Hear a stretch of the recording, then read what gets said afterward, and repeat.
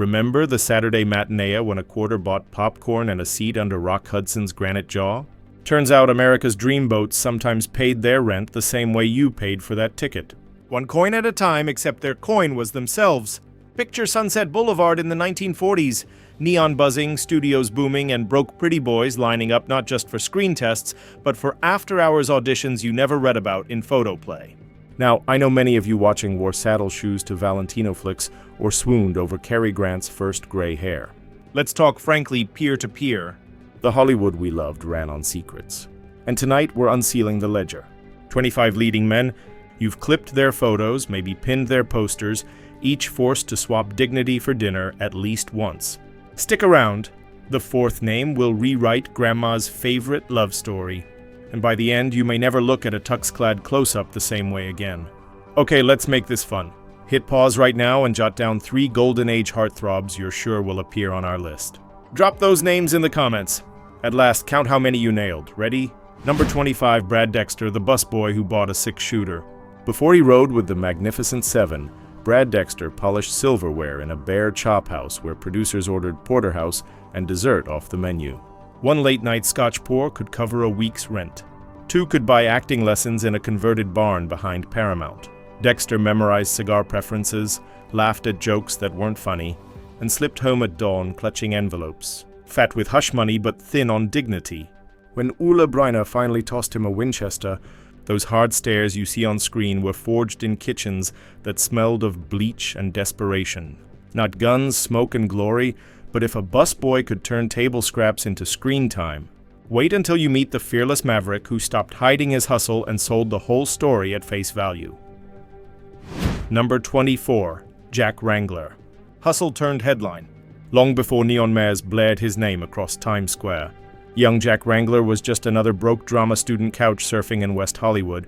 He paid the phone bill by attending canyon parties where company meant conversation until sunrise, and sometimes longer. Then he did what no one else on tonight's list dared. He owned it. Instead of hiding the midnight work, Wrangler spun it into a brand. Swagger, scarf, and all. Hollywood gagged. New York cash-registered adult films, cabaret, even Broadway. He sold tickets on truths others kept under lock and key, laughing that honesty was cheaper than hush money. Every grin you see in those archival clips says, "Why whisper when you can whistle?" Yet candor isn't everyone's armor. Our next name kept smiles sweet and notebooks sweeter, burning every receipt the night fame knocked on his door. Number 23. Don Murray Symphony Nights and Silent IUs. Years before Bus Stop paired him with Marilyn, Don Murray slept in a one-room walk-up where the roaches applauded his monologues. Rent was relentless, so a well-heeled arts patron offered an easier stage.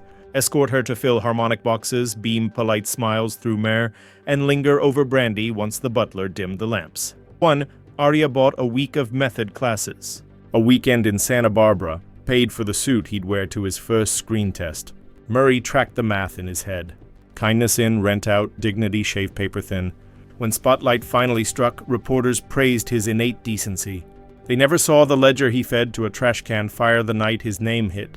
Mare's dot, but even polite chaperoning can't top a cowboy grin that traded chuck wagon barbecues for contracts written in cigar smoke. Number 22, Guy Madison. Canyon cookouts for contracts. Fresh off a Wyoming ranch and still smelling of saddle soap. Guy Madison arrived in 1944 with a Marine's posture and an empty wallet. Agent Henry Wilson spotted raw material and invited the newcomer to casual cookouts in a Benedict Canyon estate where steaks sizzled, jazz drifted, and every handshake came with an unspoken invoice. Madison served charm beside bourbon, listened to war stories twice his age, then disappeared before dawn with an envelope fat enough to buy acting lessons and those pastel shirts that made him TV's clean-cut cowboy. The studio later plastered his grin on cereal boxes, crowning him America's wholesome hero. Viewers never guessed each sun-bleached smile had been bartered over poolside martinis the night before. Yet even a cowboy's code can't survive a flashing red light. Next up, a television heartthrob whose Vice Squad mug shot almost derailed the highway to stardom. Number 21, George Maharis, when a mugshot shattered the dream. Thursday nights in the early 60s, Route 66 rolled across your TV, and George Maharis's bronzed grin promised freedom on the open highway. Off-screen, freedom cost more than gas. In the 1950s, a young broke Maharis took chauffeur gigs arranged by backroom fixers, late-night drives that ended in Hillside, mansions where introductions and envelopes changed hands. Under the smell of gardinas and gin, the math worked until May 1967, when a Vice Squad raid snapped a photo the studios couldn't bury. Headlines screamed indecency, sponsors bolted, and the network replaced him faster than you could change a tire. Maharis faced cameras with jaw set. He'd paid rent with charm. Now he'd pay in cancelled contracts. The highway hero limped on. But every rerun still carries the ghost of that flashbulb, reminding us how quickly Hollywood love turns to shock when the ledger slips into daylight. Next, meet the Irish roughneck who learned his survival grin, polishing silver and speakeasies long before he drew a six-gun on screen. Number 20, John Ireland, rent boy to roughneck. Long before he snarled through guns, smoke westerns, John Ireland was just another lanky immigrant pounding New York sidewalks until the souls split. A stagehand tipped him to a backdoor survival plan. Greet Broadway producers at speakeasy doors. Pour scotch with a wink. And when the night stretched past last call, stay for errand work. No playbill ever lists. One velvet-draped evening kept the rent man quiet. Two bought a bus ticket to California and acting lessons he recited between dishwashing shifts. By the time Hollywood handed him a Winchester, Ireland had mastered a harder weapon. The stare of a kid who's counted every dollar against his own dignity. Watch his flinty eyes in Red River, and you'll see the memory of silk sheets and whispered promises he'd rather forget. Yet, even Ireland's grit can't match the sun-bleached charm of the next beach party idol, whose pastel sweaters were stitched with pool party payoffs. Number 19. Troy Donahue, Surf, Sun, and Paper Smile. The moment A Summer Place hit screens, Troy Donahue's Beach Boy grin plastered every soda shop jukebox in America. But rewind 2 years and you'll find Merle Johnson Jr. sleeping on a friend's couch. More sand than coins in his pockets. Henry Wilson again cracked open the same Canyon party circuit. Friday night poolside barbecues where mogul grilled steaks, pinched cheeks, and slid allowances into pastel sweater pockets. One Catalina weekend bought Donahue the convertible that became his calling card. Another paid the orthodontist who perfected that billboard smile. He counted favors like surfing sets. Ride one, paddle back for the next, never imagining the tide would recede as fast as it rose. Rewatch those Technicolor waves and you'll see it.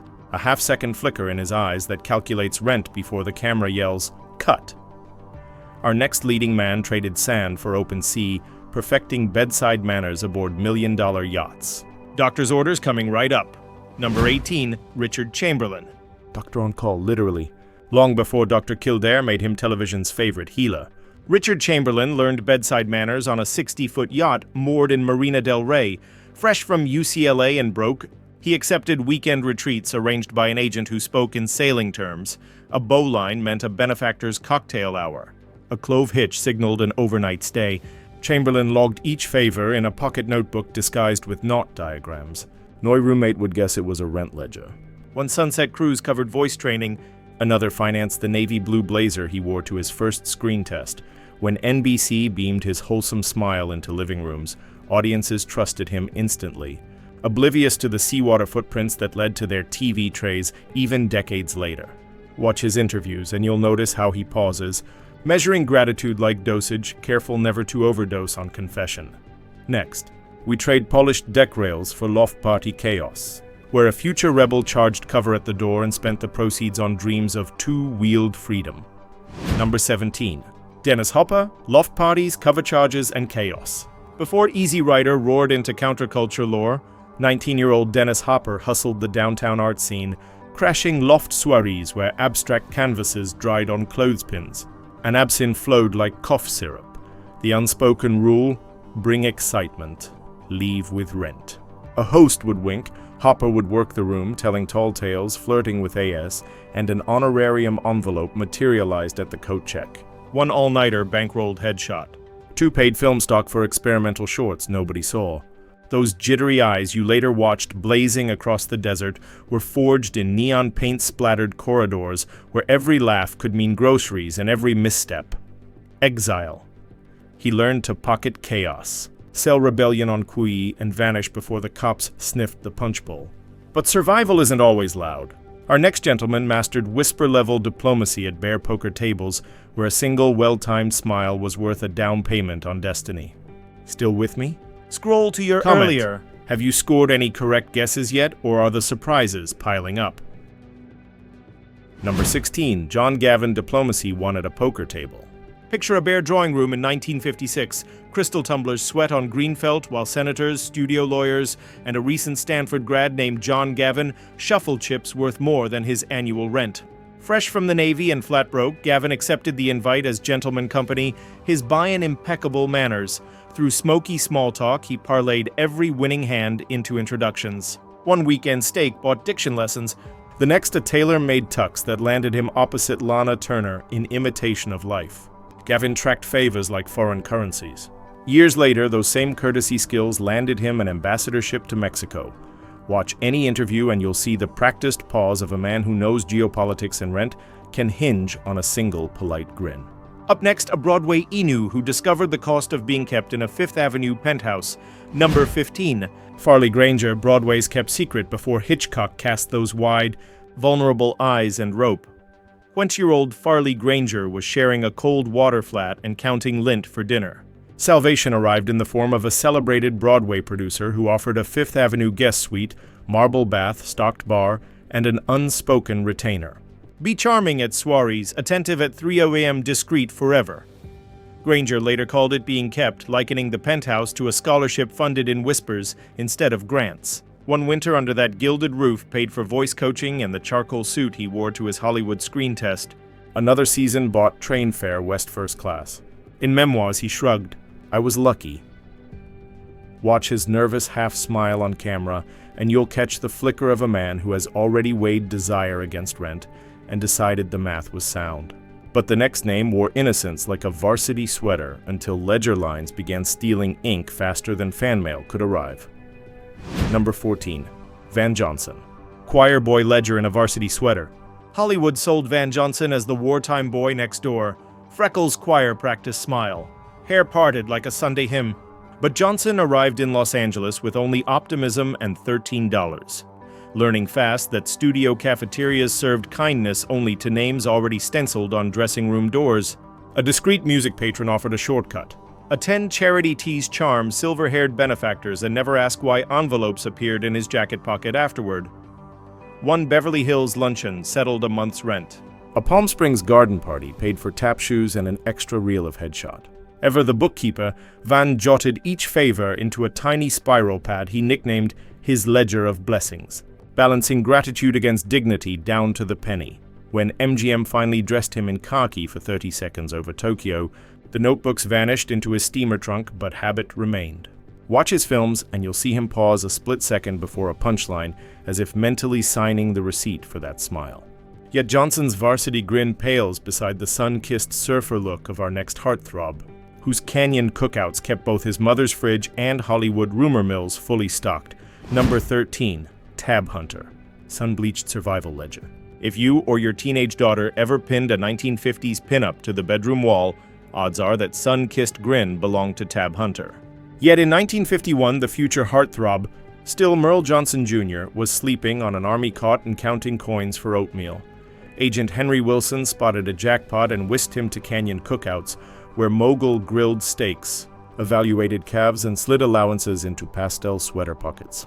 One Saturday pool party filled his mother's refrigerator. A Catalina weekend bought the orthodontics that perfected America's favorite smile.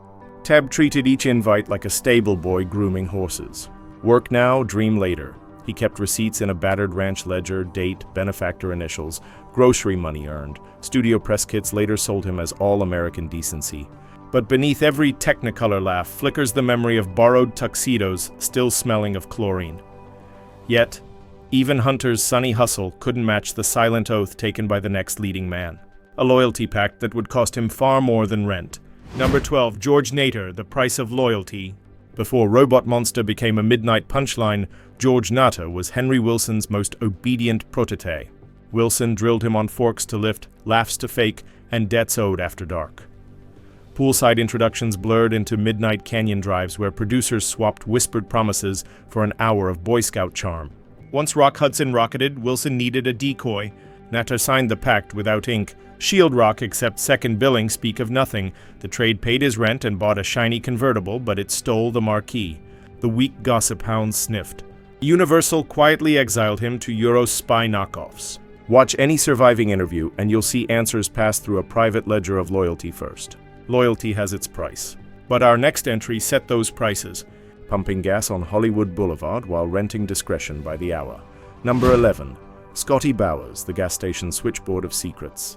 Pull into 5777 Hollywood Boulevard in 1948, ask for a fill-up and Marine veteran. Scotty Bowers might lean through your driver's window with a grin that meant far more than premium or regular for $20 and a nod toward the pay. Phone. He'd arranged the company of an eager young actor.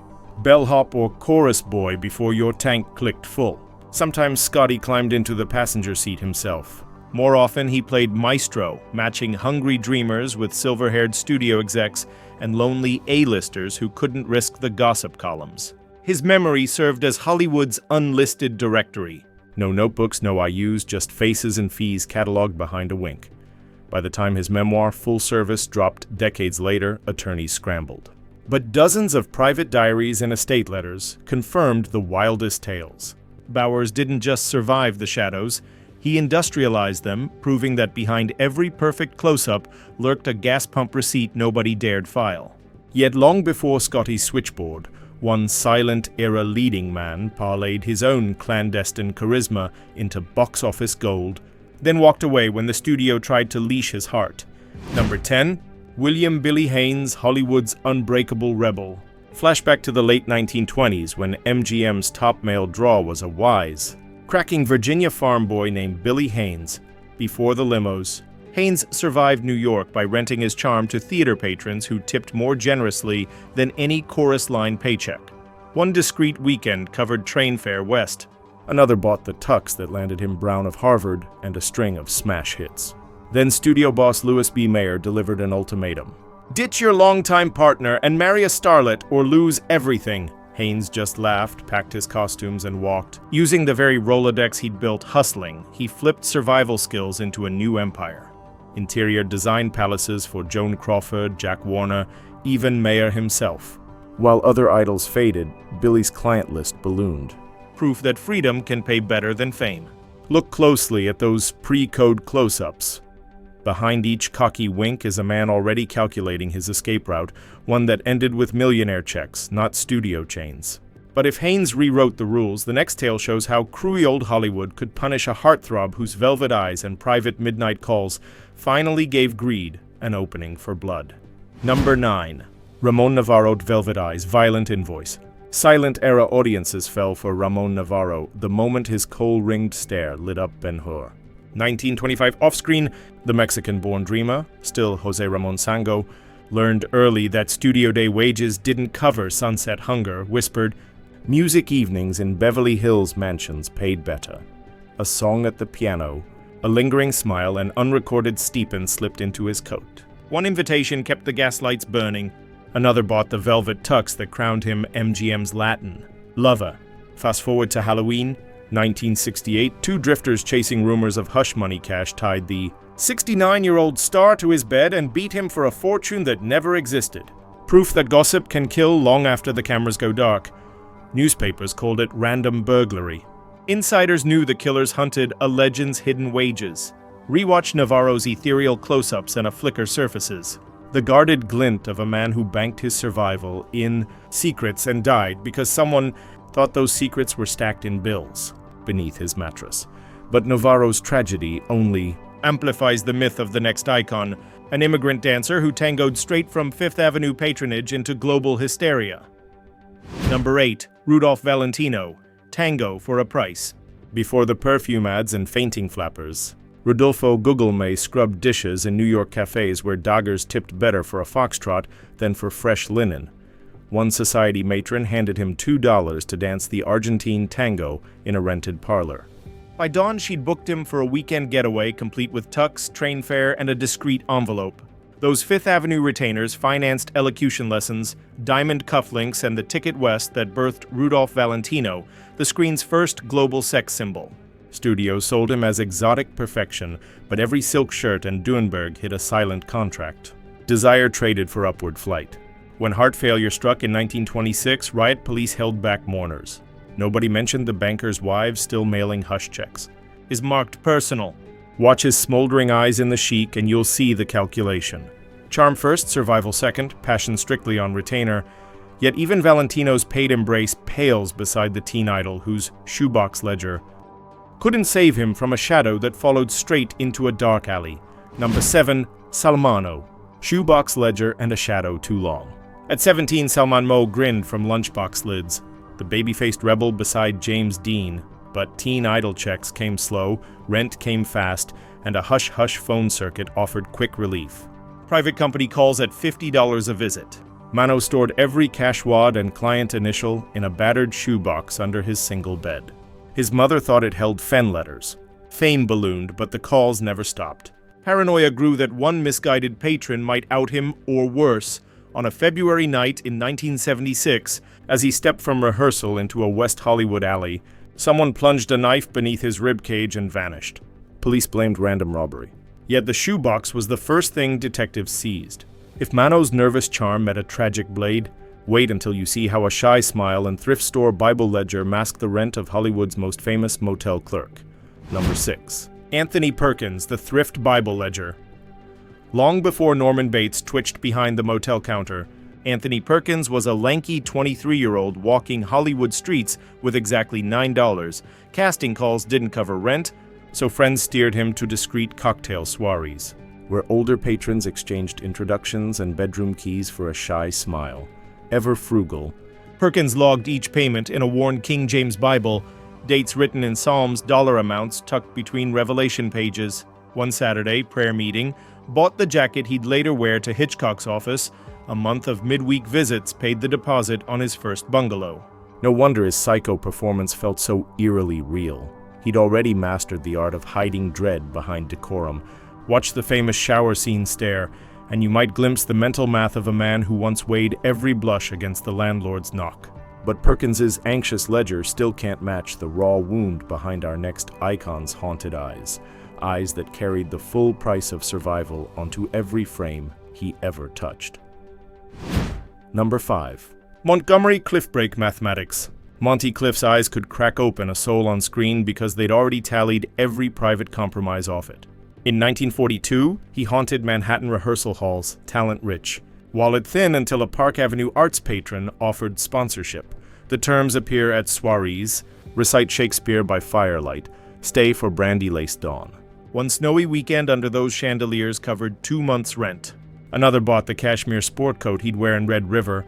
Cliff tracked each favor like a ledger.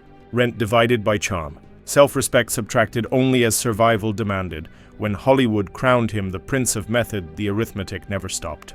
Every close-up shows him calculating the cost of honesty against a lifetime of IUS. After his near-fatal 1956 car crash, studio execs worried whether surgery scars would sell. Monty worried the swelling would expose debts etched deeper than skin. Yet Cliff's quiet sorrow meets its match in the dashing swashbuckler next. An idol whose private dinners swung sharper than any on-screen sword. Number 4. Tyrone Power, swordplay and supper bills. Before Tyrone Power fenced villains in Technicolor, he fenced poverty in Depression-era New York, accepting private suppers with theater patrons whose checks arrived with dessert. One hazy night bought fencing lessons, a second settled his mother's medical bills. By the time The Mark of Zorro hit screens, he'd perfected courtly grace at dinners that never made studio bios. Watch him flourish that blade. Each flourish thanks a silent benefactor whose name stayed off the marquee, but Grandma's favorite leading man rewrote the rulebook entirely. Next up, Cary Grant's Park Avenue patronage flips Hollywood's ultimate gentleman on his perfectly tailored head. Number 3. Cary Grant, the patron's pupil. Once an acrobat named Archie Leach, Grant slept to a Chelsea attic until a Park Avenue widow offered room, board, and elocution as long as evenings ended with a waltz and whispered confidences. Her checks bought Savile Row suits and an Atlantic steam ticket. Hollywood merely finished the polish. Notice how Grant adjusts a cufflink before each quip. It's a silent salute to the benefactor who funded that very sleeve. Yet even Grant's reinvention can't outrun a rebel's allowance that bankrolled both a Porsche and a legend crashing toward destiny. Number 2. James Dean allowance on 4 wheels. Farm boy Jimmy Dean reached New York hungry enough to flirt for hash browns. Radio director Rogers Brackett offered mentorship, plus a Manhattan loft, steak dinners, and a monthly expense envelope Dean joked was fatter than his agent's. 1 bonus check. Bought the silver Porsche that would end his life at 85 Mapes d'Art. Rewatch Rebel without a cause and spot the pause before he whispers. You're tearing me apart. That's a man who's already counted the cost of every borrowed dollar. At last, we reach the granite jaw America trusted most, whose secret survival game dwarfed them all. Number 1. Rock Hudson. Granite jaw, a US-born Roy Fitzgerald. He arrived in LA with 14 cents and a borrowed tux, agent Henry Wilson. Drilled posture by day and dispatched him to pool rehearsals by night, where moguls exchanged casting whispers, for a smile under moonlit chlorinated blue. One evening's companionship paid a month's rent. A winter season secured the diction lessons that turned a truck driver into America's straight arrow fantasy. Studios built barricades of sham marriages and press releases. But every kiss under Technicolor sunsets carries a ledger line you can't unsee. Watch his eyes soften opposite Doris Day. You'll catch the ghost of a rent bill long since burned. Its smoke still curling behind that flawless profile. Tally your guesses. There it is. 25 legends. 25 ledgers finally opened. Scroll back to your comment. How many names did you nail? 2 out of 3. All of them drop a reply and brag a little. We've earned these revelations after decades of glossy press kits, and if peeling back Hollywood's wallpaper intrigues you, hit subscribe. Next week, we uncover the studio contracts that corseted Golden Age actresses tighter than any gown. Until then, keep the reel turning and the popcorn warm, because the juiciest tales are always hiding in plain sight, waiting for eyes seasoned enough to spot them.